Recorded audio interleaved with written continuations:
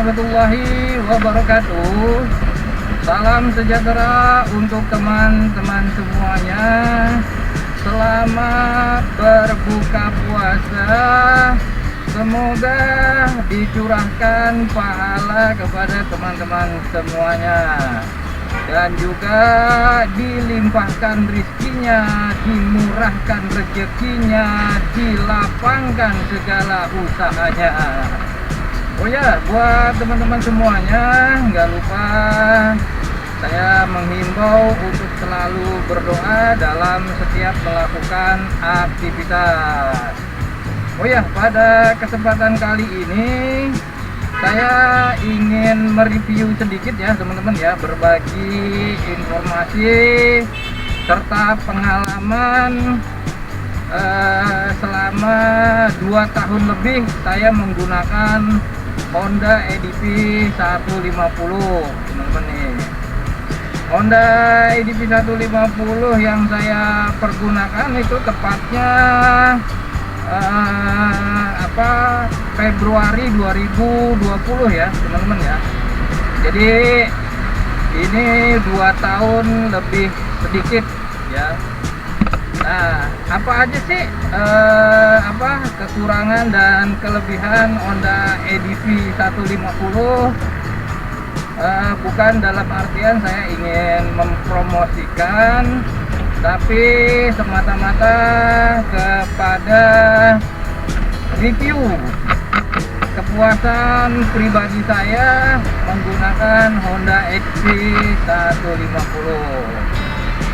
Nah, ini kebetulan saya lewat jalan Pejompongan menuju arah arteri Permata Hijau ya teman-teman ya. Nanti rencananya saya mau lewat Joglo gitu. Oh ya teman-teman, Honda EDV 150 saya ini sudah saya pakai itu kurang lebih hampir 2 tahun ya.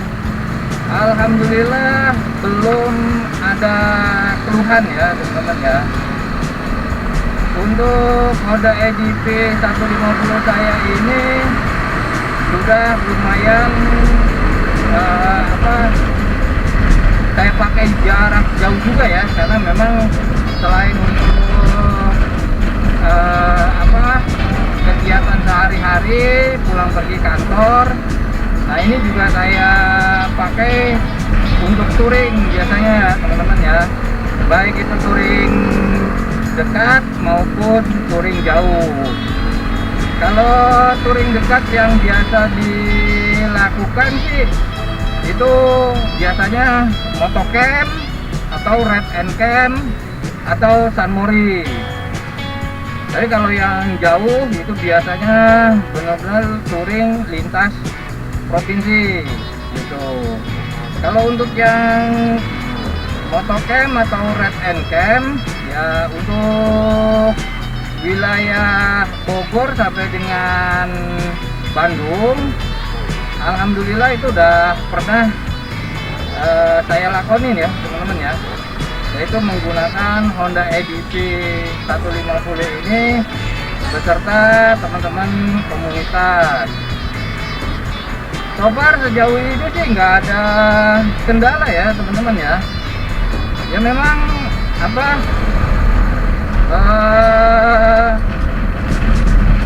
Honda 150 ini kalau standarnya itu boleh dibilang tarikan awal itu sedikit lambat ya teman-teman ya. Untuk tarikan awal itu sedikit lambat, tapi untuk tarikan atasnya itu lumayan gitu. Nah jadi banyak teman-teman yang menyarankan udah lo main kirian aja gitu. Jadi main kirian di sini nih maksudnya tuh hanya mengganti part-part di kirian supaya ada tenaga di tarikan bawahnya. Alhamdulillah di EDV 150 saya ini juga kiriannya itu udah saya rubah semua ya teman-teman ya. Mulai dari rollernya, terus kampas gandanya, terus derajat pulinya, sampai dengan mangkok gandanya ya teman-teman ya, itu udah saya ganti. Saya pakai roller itu yang ukuran 13-14 gram, itu saya split ya teman-teman ya. Terus kampas gandanya saya menggunakan kampas ganda Daytona. Awalnya itu saya kampas gandanya itu menggunakan kampas ganda NMAX gitu. Itu sama-sama enak tarikannya teman-teman, baik menggunakan kampas ganda NMAX maupun kampas ganda Daytona. Terus untuk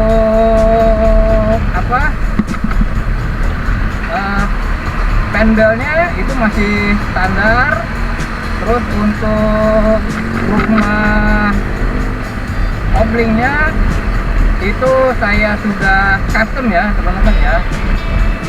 Terus juga untuk mangkok gandanya maaf itu udah saya custom. Terus untuk pulinya juga saya udah main derajat gitu. Dan alhamdulillah tarikan bawah itu lumayan bertenaga ya teman-teman ya.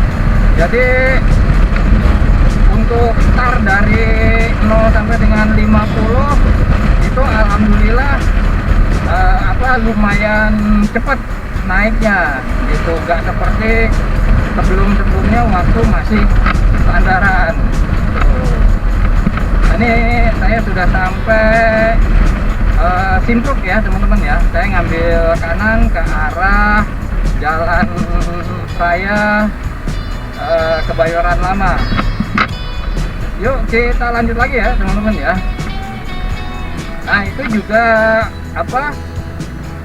main kirian itu bukan hanya sekedar main kirian ya teman-teman ya, tapi saya sudah berapa kali eksperimen ya, dalam artian tuh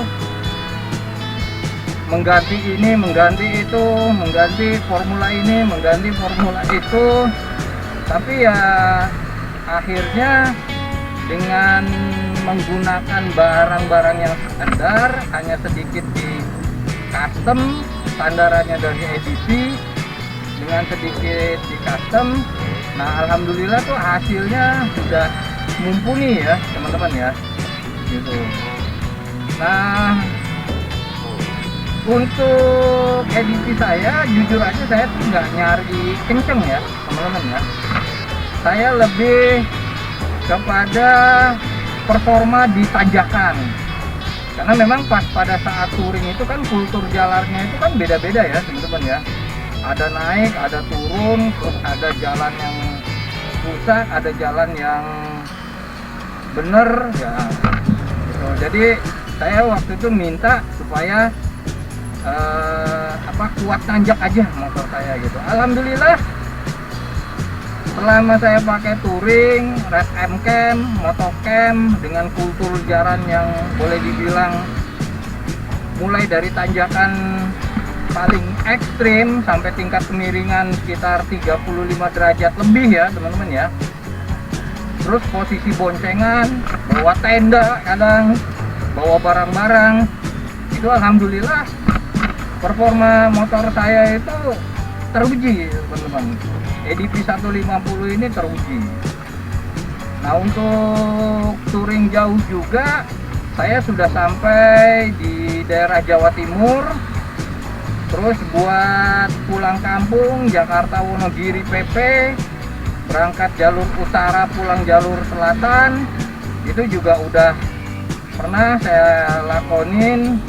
Tapi mohon maaf nggak ada videonya ya teman-teman ya, karena memang waktu itu saya belum punya perlengkapan untuk bikin video ya teman-teman ya.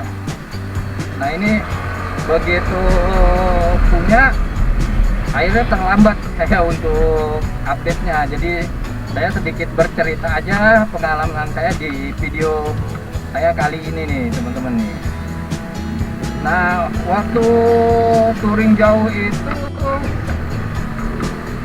alhamdulillah kendalanya itu cuman di masalah pengereman teman-teman saya tuh. Oh ya buat teman-teman sekali lagi saya berpesan, kalau emang teman-teman tuh hobi motoran, apalagi hobi touring, sebenarnya motor itu nggak usah muluk-muluk teman-teman. Yang pertama saya sarankan itu adalah untuk mengganti jok. Nah, jok teman-teman. Terus yang kedua posisi stang. Kenapa saya sarankan ke jok? Karena pengalaman saya di touring jauh gitu ya, jok standarnya EDP 150 ini busanya itu sangat tipis teman-teman. Jadi pantat kita tuh gampang panas teman-teman. Jadi sebentar-sebentar harus istirahat, sebentar-sebentar harus berhenti gitu. Nah, akhirnya pas touring kedua itu sudah mulai tuh saya memperbaiki komposisi dan ketebalan joknya, dan alhamdulillah walaupun masih terasa panas ya teman-teman ya, tapi tidak terlalu menyakitkan gitu loh, tidak terlalu panas sekali. Jadi kita masih bisa riding itu sekitar 2 sampai dengan 3 jam baru istirahat. Nah gitu teman-teman. Seperti kemarin saya pulang Jakarta Wonogiri itu pernah nonstop 4 jam atau 5 jam itu saya baru istirahat teman-teman. Karena apa? Joknya memang udah saya rubah, tapi joknya ini pun juga saya masih kurang puas ya untuk motor saya teman-teman ya. Jadi pengen saya perbaiki lagi dengan menambah lapisan lateksnya. Itu yang pertama teman-teman. Yang kedua itu posisi stang. Posisi stang itu memang saya bilang tuh relatif ya, tergantung dari kenyamanan kita dalam berkendara. Kalau saya sendiri jujur dengan stang EDP yang awal itu saya anggap masih terlalu rendah. Jadi pas pada saat saya pakai touring tuh pergelangan tangan saya tuh sakit teman-teman. Akhirnya saya ganti dengan menggunakan stang 4 bar tanpa racer.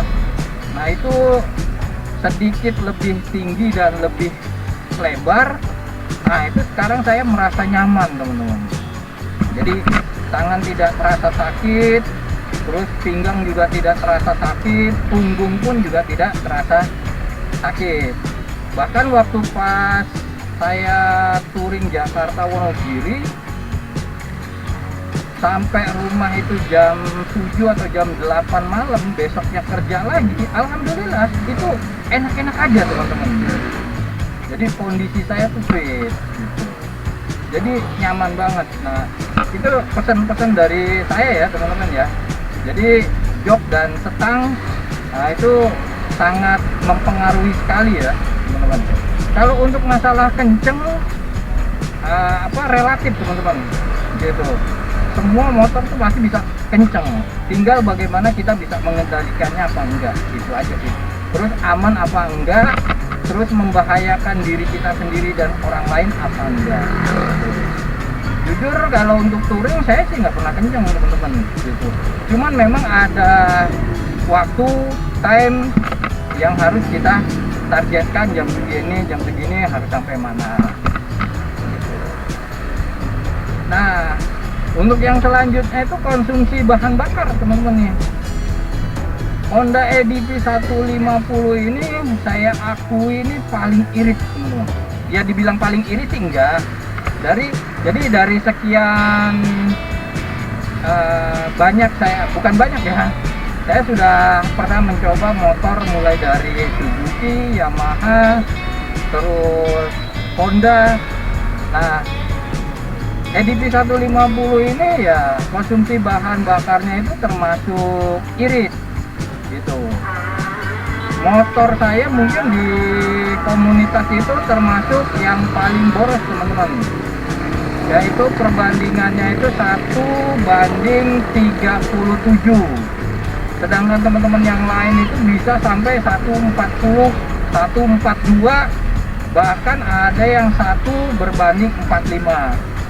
Tapi waktu pas touring jauh kemarin yaitu ke Magetan Jawa Timur ya teman-teman ya. Magetan Jawa Timur itu di trek lurus jalur Pantura itu motor saya bisa sampai 1:45 teman-teman.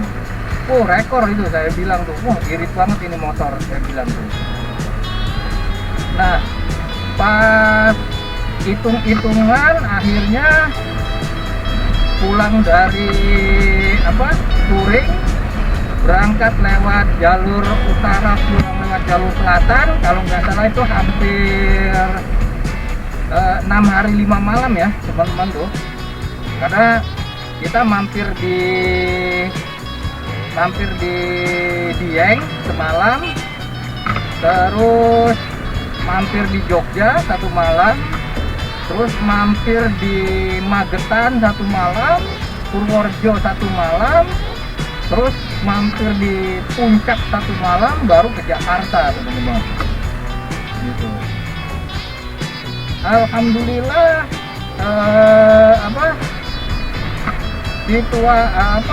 konsumsi bahan bakar motor EDP ini termasuk irit.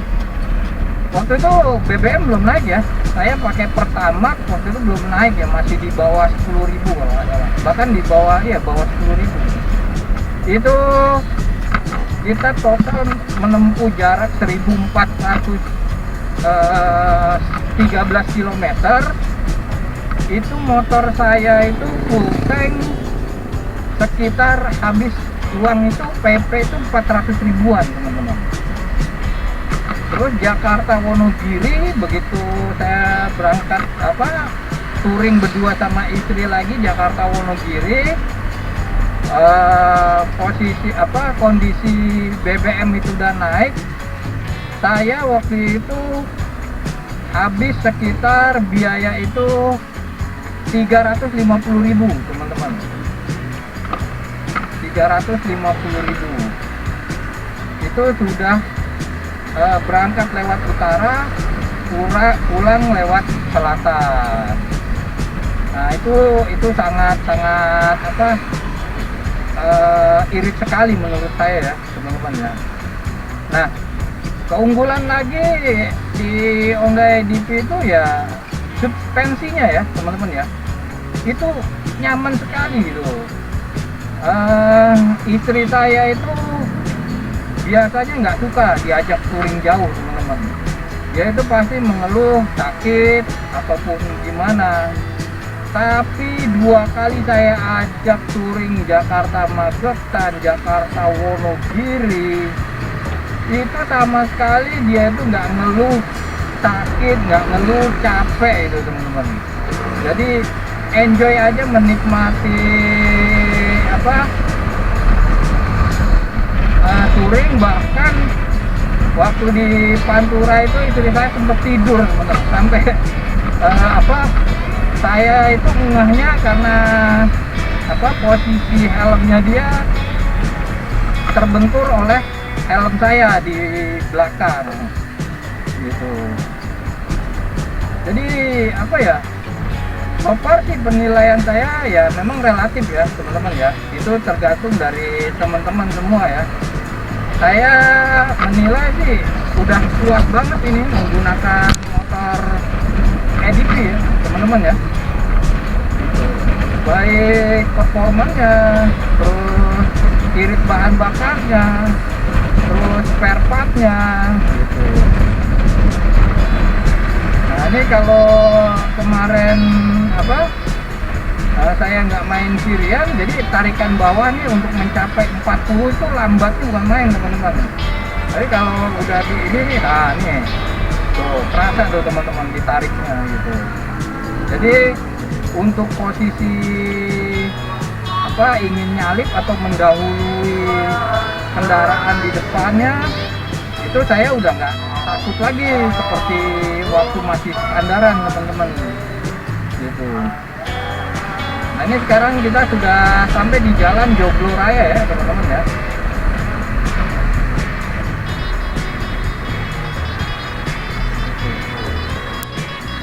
Terus top speed motor saya teman-teman, kalau teman-teman mau tahu, itu nggak lebih dari 100 teman-teman.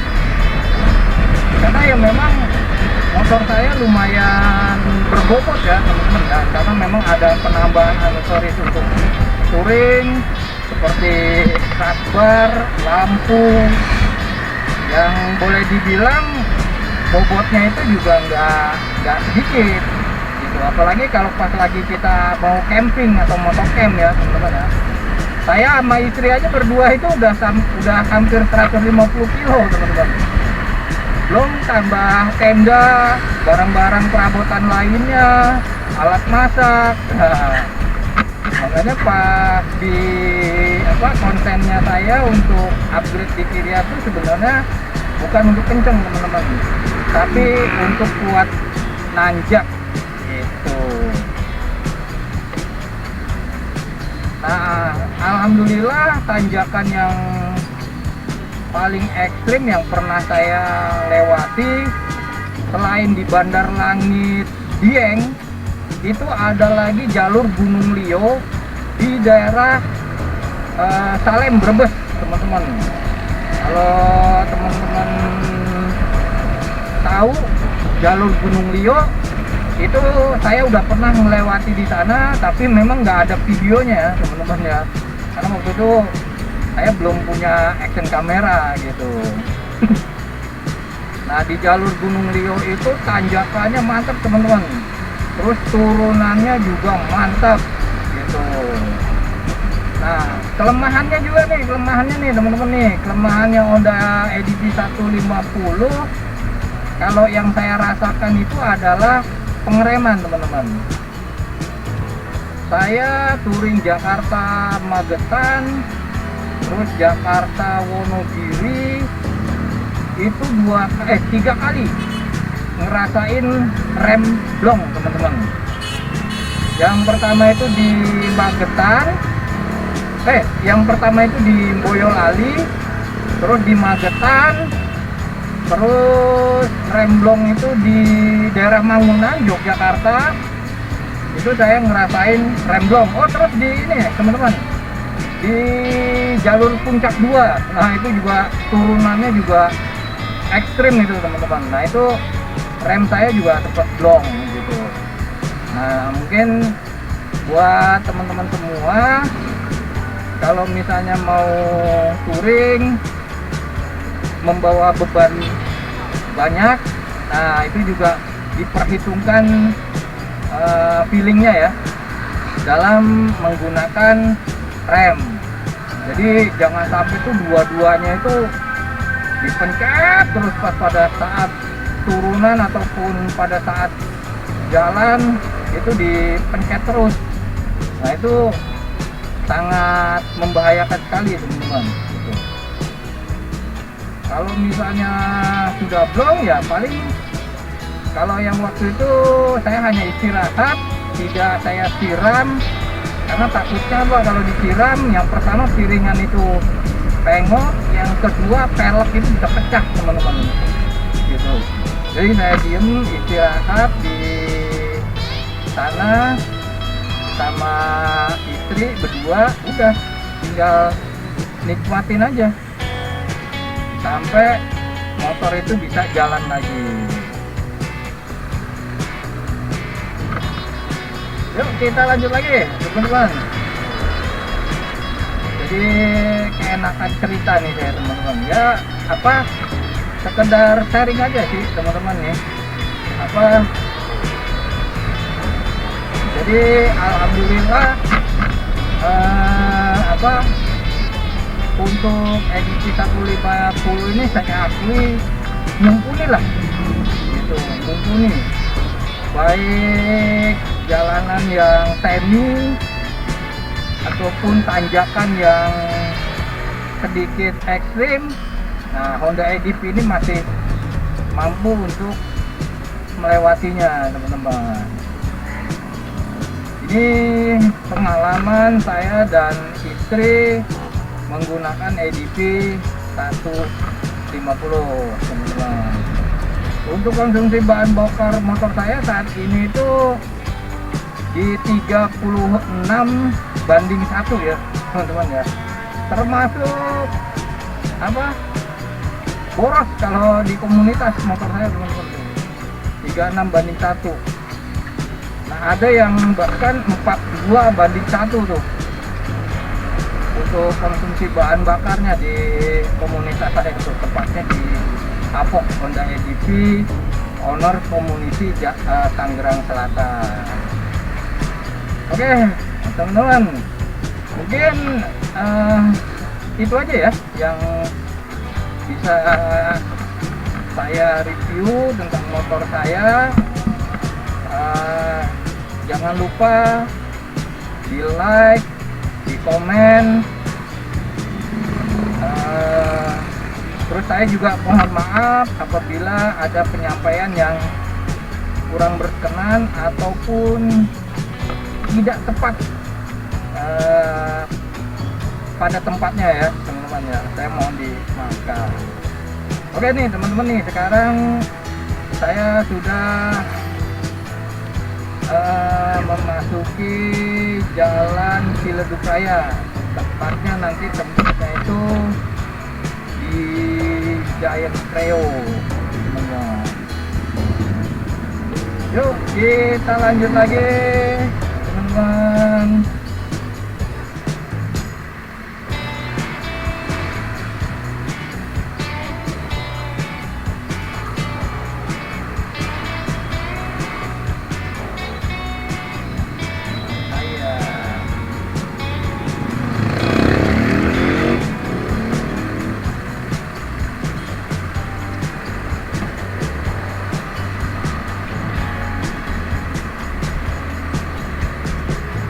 Oke teman-teman, saya nanti putar balik ya teman-teman ya. Kalau misalnya lurus ke arah Kebayoran lagi saya. Gitu. Oh ya, sedikit informasi, saya pun juga sudah mengganti setang ya, menggunakan setang fatbar ya teman-teman ya. Yang lebarnya itu kalau nggak salah tuh sekitar 78 ya. Tapi sudah saya potong itu 2 cm kanan kirinya, karena saya menyesuaikan dengan jalur kabel kopling dan kabel gas dan kabel rem teman-teman. Karena kalau misalnya kita mau maksimalkan di panjang 78 itu malah harus mengganti kabelnya. Nah saya tuh nggak mau mengganti kabel, jadi dengan standaran ada beberapa bagian yang dikendorkan, akhirnya bisa ketarik, jadi stang fatbarnya itu bisa kepasang teman-teman. Nah yang selanjutnya adalah crossbar gitu. Crossbar itu di depan ya menggunakan crossbar Bridgestone untuk 150 ini, dan ada tambahan custom tulangan tengahnya nih di atas tangki bensin teman-teman, jadi supaya sebagai pengikat gitu. Nah di belakang pun saya sudah menggunakan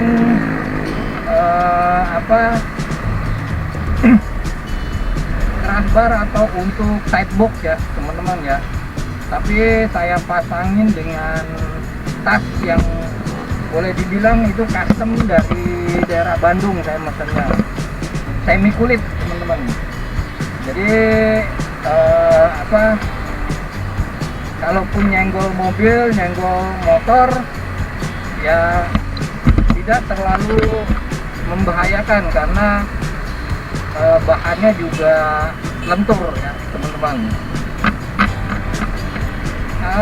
Untuk yang lainnya sih masih standaran ya teman-teman ya, motor saya nih. Untuk ban aja, ban itu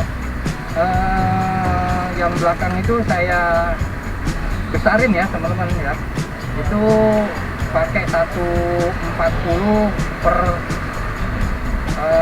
70 kalau nggak salah ya, per 80 atau per 70 saya lupa. 130 maaf, 140 itu saya naikin 1 tingkat semuanya ya. Selebihnya Itu untuk mesin masih standar. Kirian udah ada perubahan seperti yang tadi saya sebutkan ya teman-teman ya.